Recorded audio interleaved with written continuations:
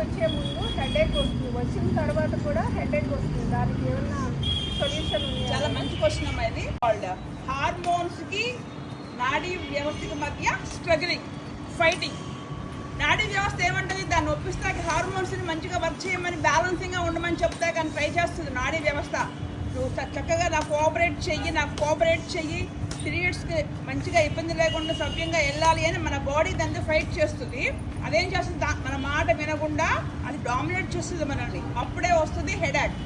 అలా hormone ఇన్బ్యాలెన్సింగ్ని balance చేయాలి అంటే ఏకైక మార్గము ప్రాణాయామ మీరు ప్రాక్టీస్ చేయండి. ప్రకృతి వలన మనకు వచ్చే ఇబ్బందులకి ఎటువంటి మెడిసిన్స్ మీరు ఎడిక్ట్ అవ్వకూడదు. What I'm say at the ending, మీరు పీరియడ్స్ ముందు వచ్చే పెయిన్స్కి తట్టుకోలేక ఎటువంటి మెడిసిన్ కూడా వాడొద్దు.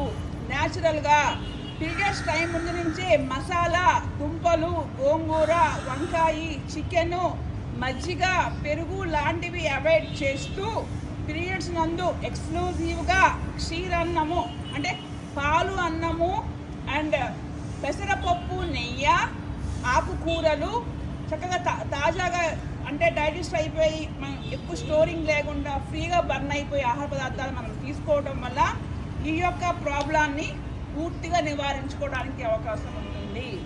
జయ గురుదేవ్.